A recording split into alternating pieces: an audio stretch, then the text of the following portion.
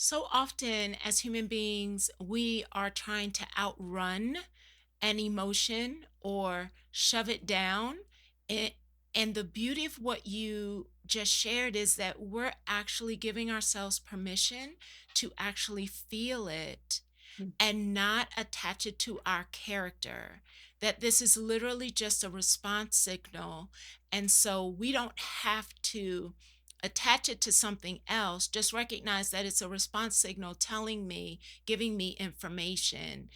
One of the greatest ones I think that impact decision making is fear, and you use some of the big ones in your very opening comment. I think about the what ifs.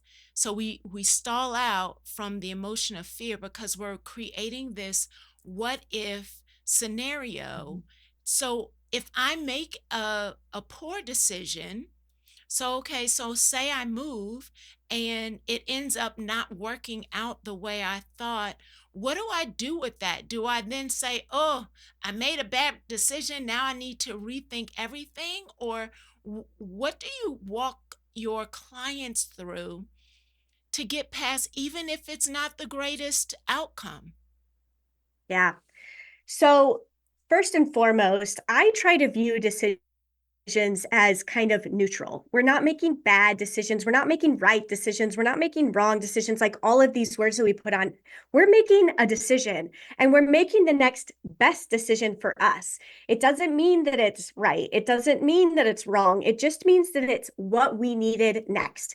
So if we make this decision, going back to like moving, and we get there and we did it, and we're like, oh crap, this was definitely not where I wanted to be. It's not what I thought it was.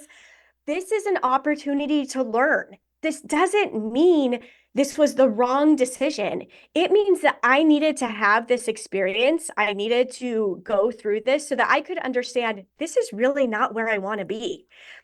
The thing that gets us hung up is our ego of Mm. saying, oh, I don't want to admit though that I was wrong. Like this moving's expensive. Like no matter how you do it, it's expensive. And so it's like, I don't want to admit I'm wrong and I made this financial mistake or whatever. I'm like, you didn't make a mistake. This is what you needed to understand very clearly. This is not what is right for you. And Mm. so when we can understand that sometimes our gut is going to lead us towards something that we are going to do that is then like, oh, this wasn't the right move, we can very clearly head the other direction, and that is a gift. That is like having clarity. And when we are willing to see that, when we are willing to step out of that ego and say, oh, okay, this was clearly the wrong decision, I'm going to own it and shift to something different, then we have the power back in our court. We have that power to then say, okay, what is right for me? And we don't sit in it longer than we need to. That's where that concision piece comes in. Like the sooner we can release the ego, the faster we get to identify, oh, this wasn't great. Why wasn't it this the right thing for me? What isn't fitting here? How can I find something different? What would feel better? That whole process, first of all, I love the fact that you are unpacking this is an ego issue.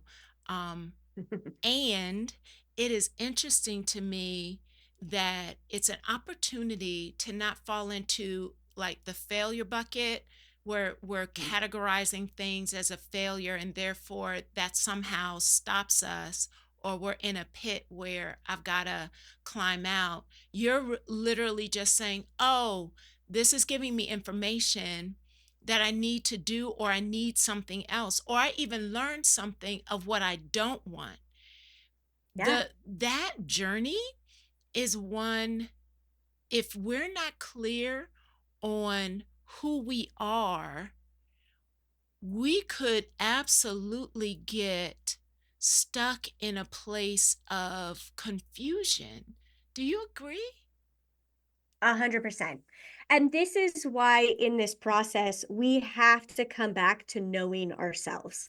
We are evolving into like people. We don't stay stagnant. We aren't the exact same. There are things about us that might stay the same, and that's beautiful and wonderful.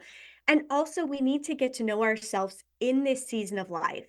So people are like, oh, well, I did that work. I know who I am. And then they're like, oh my gosh, I was not expecting this. And this is that flip side that you talk about. There's a catalyst that will put us in a situation, and we're like, I have to get to know myself in this new reality.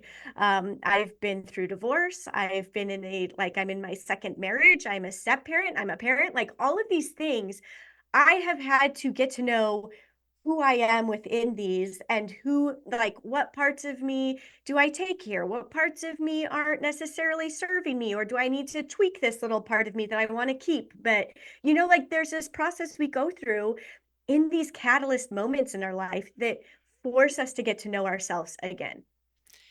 The opportunity to recognize that we don't have to navigate this process carrying guilt, I feel like you are setting somebody free. Mm, And just recognizing that this doesn't have to be a guilt journey. Um, and we have mentioned off screen this journey of recognizing that as we are evolving, that when we recognize that we are not the same person we were X number of years ago, I think the tricky part becomes as we are growing, evolving, and becoming different roles, we sometimes will attach who we are to a new role, and therefore our decisions about, or even our ability to know what we need, gets so muddy because we've mhm, attached this new version to somebody else. So therefore, I can't even get to what decision I need from me. All my decisions are driven by some new role that I'm in. When I think about how people lose their identity in other roles and how that can make decision making so difficult, what are some things that you've noticed when we lose sight of who we are because we've evolved and now we have a relationship that's taking the place of our identity? We're now attaching it to the new person that's in this stage in our life. the thing that happens when we put our identity based on somebody else, based on a role or relationship, is we get very stuck. And it does keep us in fear. It keeps us like, well, if this person changes, then that means something about me. If they do this, or if I lose this relationship, that it means something about me. And I've even thought a lot about this recently, because I share my story about my ex-husband very Mhm. openly. We were both raised in a very conservative Christian religion. He came out as gay. We ended up getting divorced. We've remained friends.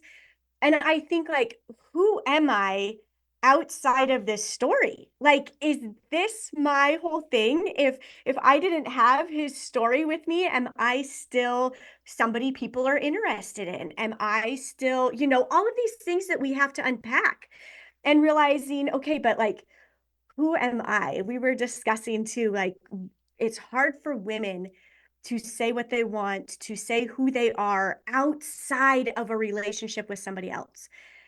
And it really keeps us stuck when we pin ourselves to somebody else. It keeps us in shame. It makes other people's decisions, it means something about us instead of just them living their life. And that is a really hard, heavy place to live, because we have no control over somebody else.